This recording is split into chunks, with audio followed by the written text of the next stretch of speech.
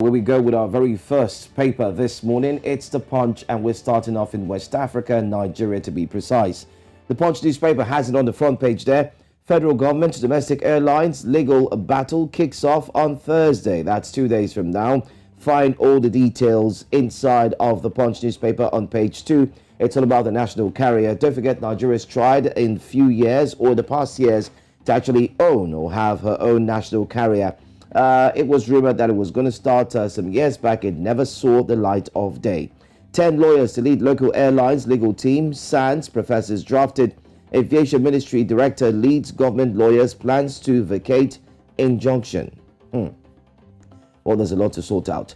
And there you have that pictures of that sad incident that took place just a few hours from now, if you put it that way. And it's wounded people in Indonesia following an earthquake which killed 162 people in Indonesia. Very, very sad. The death toll is innumerable, if you put it that way. You cannot count it yet, but they were able to ascertain 162. Those who live very close to Jakarta and within that area, all the provinces, had to evacuate, had to leave their offices. Many said their offices were shaky, but they had to just make a move. Unfortunately, not everyone was able to escape, as the slides and all that is still causing havoc, not allowing rescue teams to make their way to some of the affected areas. Ogun PDP, South Court orders a retrial, party crisis worsens. That's on Ogun PDP. Read about that. Kidnappers abduct ex Akeredolu's aide. They demand 100 million naira ransom. Page 5. That's where you find that story. Very, very sad. Politicians will use dump you. IG warns policemen. So it's a case of counting down to the elections. Be very careful. That's IG talking to security operatives. Do not be used and dumped later on.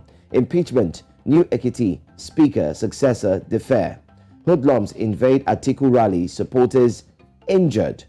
Petrol, electricity subsidies hurting poor Nigerians, according to World Bank.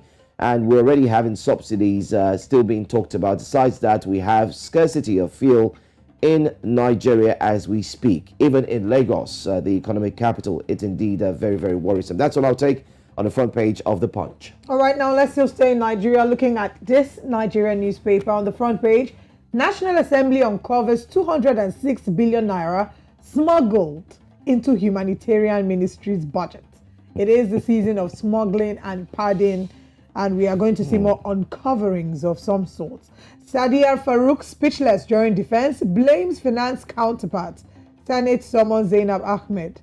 Well, there's a lot of explanation that needs to be made, and we're waiting to see what the explanation is. But the details of the story is on page 4.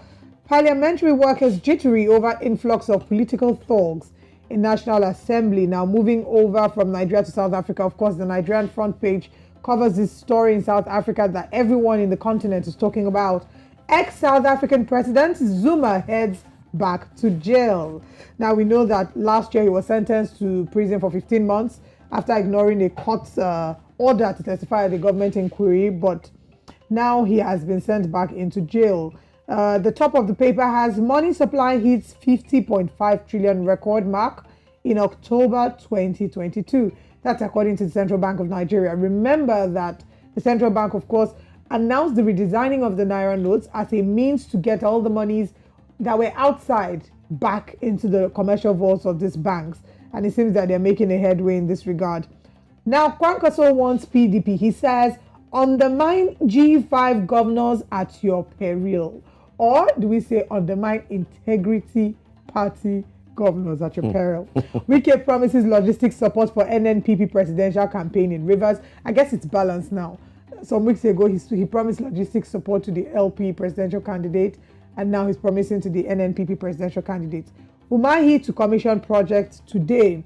And if you can see this photo, it's a photo of the Canadian Deputy Prime Minister, the Vice President, and the Nigerian High Commissioner to Canada during the Vice President's arrival in Canada for a 3-day visit to deepen diplomatic ties between both countries. Interesting. That's all that we can take here in Nigeria. Let's head over to Uganda. All right, to Uganda we go, and we're heading straight to New Vision. That's what we're going to. New Vision has on the front page there, very close to the title, the World Cup. Yeah, it says your World Cup paper, so you can have all details of the World Cup. Pass O level, Senior 1 Chemistry and S2 English. You also have insights into that inside of the paper. I like the way New Vision always puts education inside of daily conversations, That's like I've lovely. always said. And that's very, very engaging. Kampala feeds on unsafe meat. Details on page 3. If you're eating meat in Namibia, you might want to ask of the source. Here is an insight into where the source or where you're eating, what the meat you're eating, where it's coming from. France rely on Kylian Mbappe. That's still on the World Cup. Well, big send-off for Simugiriri. Talks about send-off for the Prime Minister. He throws a flower into the grave during the burial of Dr. Paul Kwanga Simugiriri. Find out how this was done. Well, let's go straight to the big one, the front page there. Experts advise on tough economy. You can find the experts and their pictures there. Debt under control, according to government. Page 6 to 7 has all the details of that story. You might want to read very quickly. And the picture, yes, akin to the story mentioned earlier, a big send-off for Simugiriri. And that's the picture that shows the send-off where you did also have the Prime Minister who was present. Very, very touchy story. Details on page 11. That's all you have on the front page of New Vision. Now let's head over to Zimbabwe and see what's happening on the front page of the Newsday newspaper. Now we can see the big story here says EU pours 5.9 million US dollars for 2023 polls. The European Union has pledged to support the Zimbabwe Electoral Commission ZEC to conduct free, fair and credible general elections next year. And this is the amount they're pouring in. We hope that it will make some difference and that it will be used for the right reasons. Zim records surge in sex workers. Now, this is a very sad story because according to the reports that we're seeing here, and this is by a survey by the National AIDS Council, Health and Child Care Ministry and the Zimbabwe Civil Liberties and Drug Network, they say that a recent survey by the National Statistics Agency, ZimStat, revealed that 59.6 women in the country are unemployed, and many of them are apparently resorting to sex work, commercial sex work, to make ends meet. This is a very sad story, and we hope that this is something that needs to be looked at. And we're looking at this not just talking about it's also talking about the empowerment of women and how it's a very unfortunate statistics. We want to see more women having opportunities and well-meaning jobs and not having to do this not because they want to now, it's because now it's an option for them to make ends meet. It's just very sad. Two more stories here. Thespians lament state of Zim Theatre on page 14, and final story, stop campaigns, ZANU-PF orders followers on page 2.